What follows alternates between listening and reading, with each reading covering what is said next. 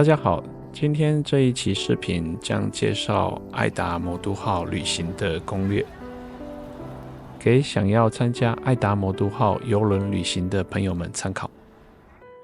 5天4夜的行程是由上海吴淞口国际码头出发，第2天到济州岛，第3天到日本福冈，第4天是整天的航行日，第5天早上回到上海港。爱达魔都号是中国第一艘国产的大型邮轮，于2024年1月1号开始运营，以上海为母港。总吨位是135500吨，那有24层楼高，2125个客房，最多可以搭载5246名乘客。因为已经运行了1年多，规划的动线其实非常的流畅。在大门口就可以把事先准备好的行李交给工作人员，旅客只要准备好护照、船票，就可以依序进入。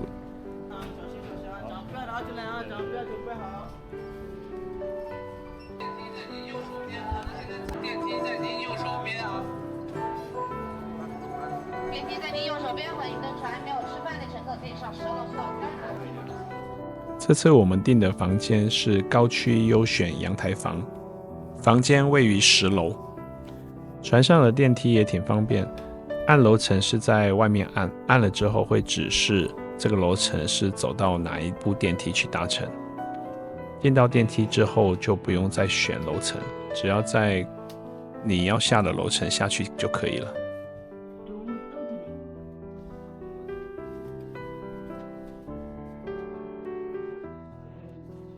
到了10楼开始找房间，不过这个船上的地图看不太懂，虽然画得很明白，可是看不懂。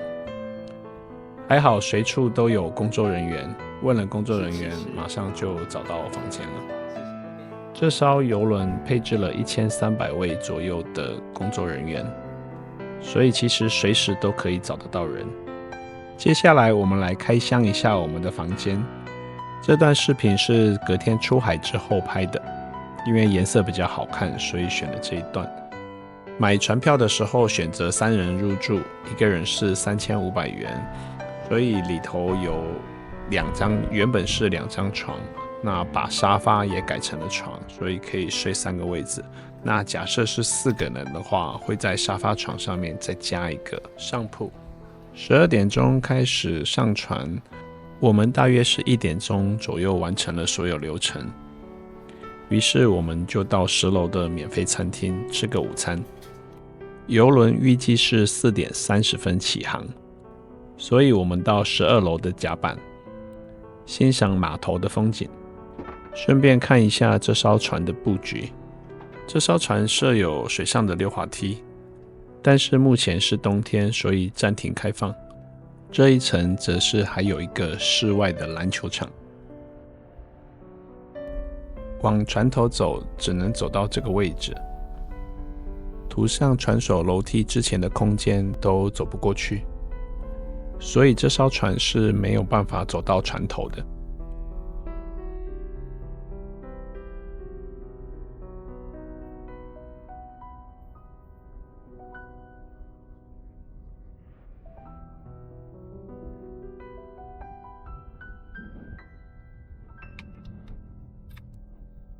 上海的温度大约是在8度左右，阴天，所以拍照不是特别好看。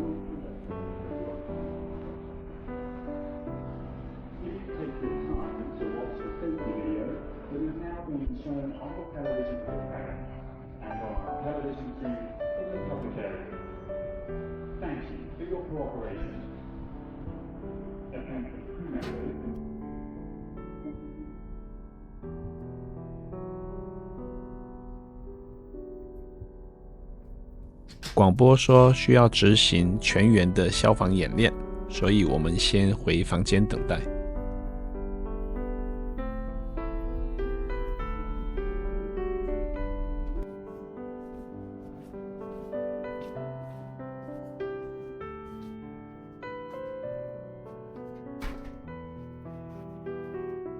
上船之后，每个人会有一张房卡，作为身份的确认使用。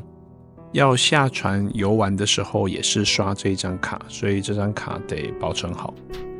每张卡里面得预先储值2000元港元，作为船上消费扣款使用。船上是不收现金的，一个房间可以储值1张卡，其他几位的扣款可以用那一张卡扣。当然，如果是3个人的话，就得储值6000港元。目前正在进行消防演练，只是怎么消防演练是坐电梯。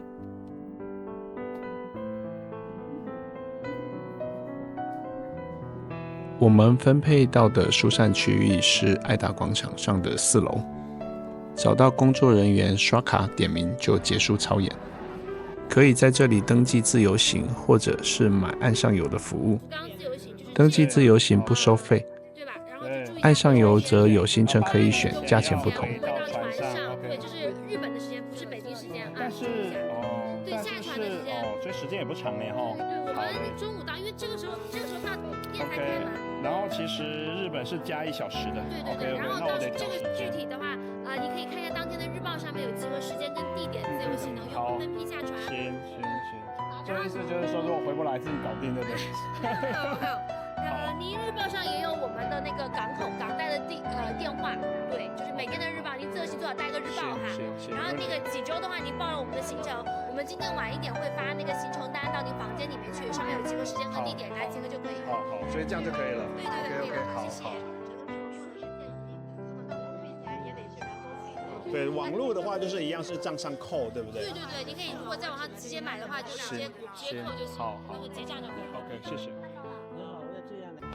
后来我们是买了济州岛的岸上游，一个人是399港元。日本福冈则是申请了自由行。处理完这些事情，时间来到4点多，船正开始起航。长江出海口这边的水是黄黄的，因为有很多的泥沙。发现阳台的护栏有自带蓝色的滤镜，拍出来的海水会比较蓝。我们看一下这阳台房的隔间，就是用这个板子隔开成独立的空间，私密性其实是还可以的，除非是像我拿着自拍杆举高高才看得到别人。听一下船上介绍的广播。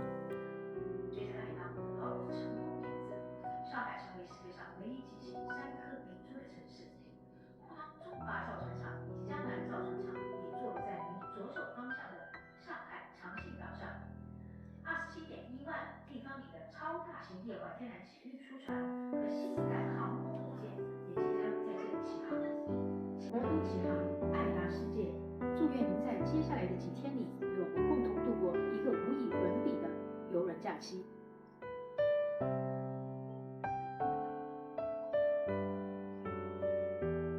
10楼餐厅外的广场叫做海滩俱乐部，平常这边有很多的活动，旁边就是儿童的泳池。也是冬天唯一一个可以玩水的地方。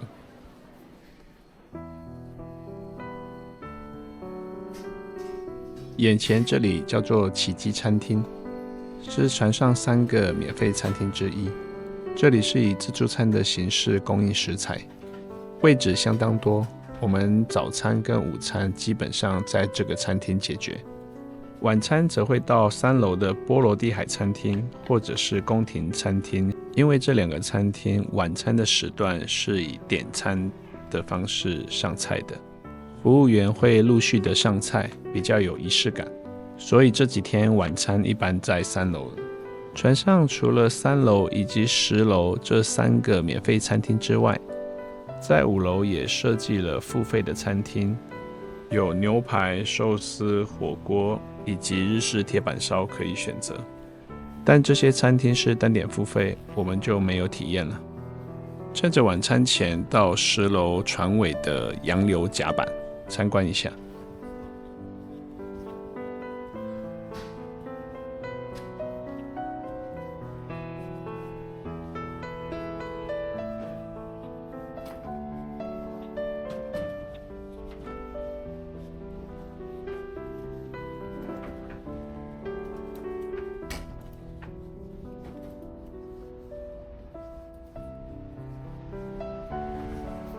原本是想来拍一下尾基，这长江出海口的颜色实在是不怎么好看。届时到了东海之后再来拍。船上的甲板休憩空间其实挺多的，到处都有位置可以坐，不过比较适合春秋两季或者是夏天的晚上，应该会挺舒服。冬天就显得有点太冷了。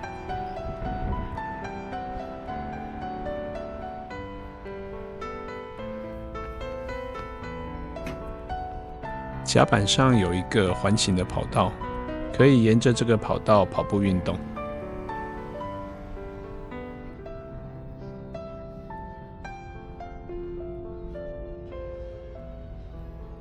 左边则有一个户外的篮球场。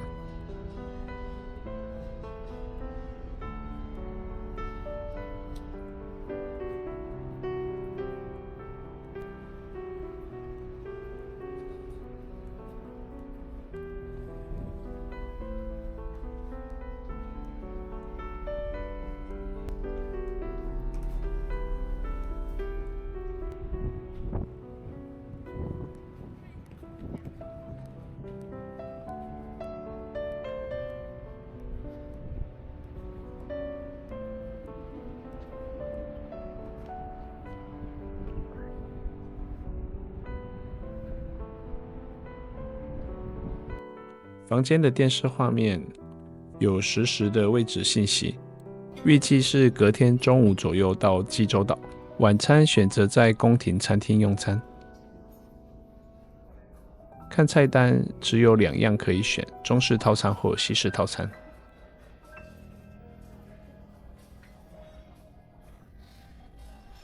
餐点都挺精致的，这餐厅的费用已经含在船票里面，所以不需要额外付钱。如果吃完没吃饱，也可以再免费加点的。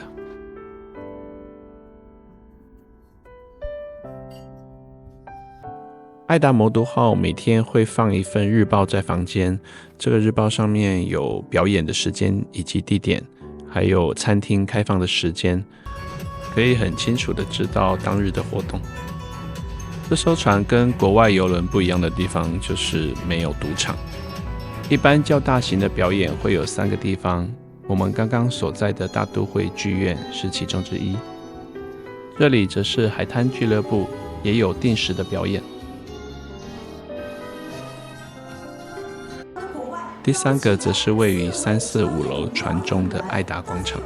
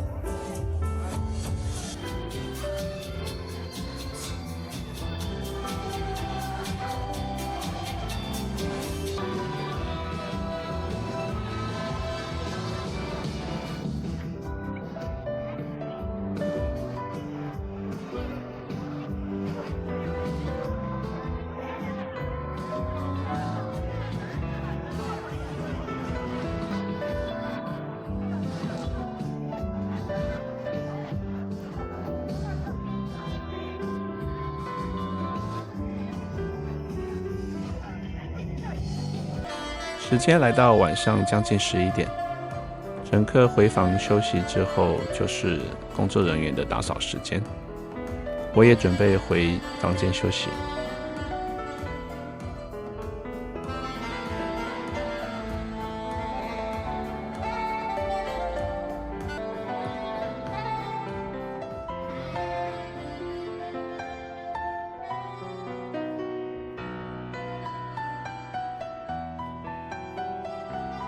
大都会剧院则是还在放着电影给夜猫子欣赏。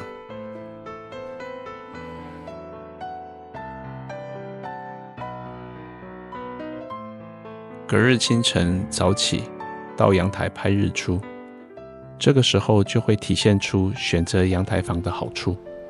这段海上日出一共拍了将近1个小时，我用快进的方式让大家欣赏一下这海上日出的美景。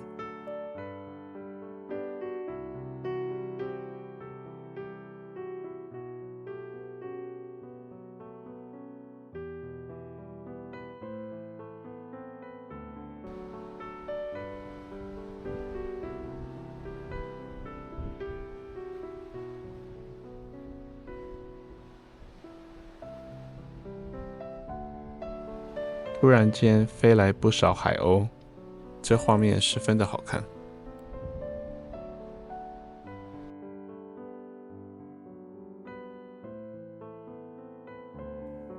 早餐过后，船就准备靠港济州岛。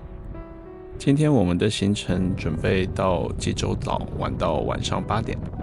济州岛我们是买了船上的岸上游服务，下船时间是在下午2点，自由行的话是在2点45分，有一点点的时间差。明天则是到福冈，打算自由行。今天我们这个系列第1天的视频就剪辑到这，后续行程剪辑好再分享给大家。如果你喜欢我的频道，欢迎按赞、订阅、开启小铃铛，我们下次见。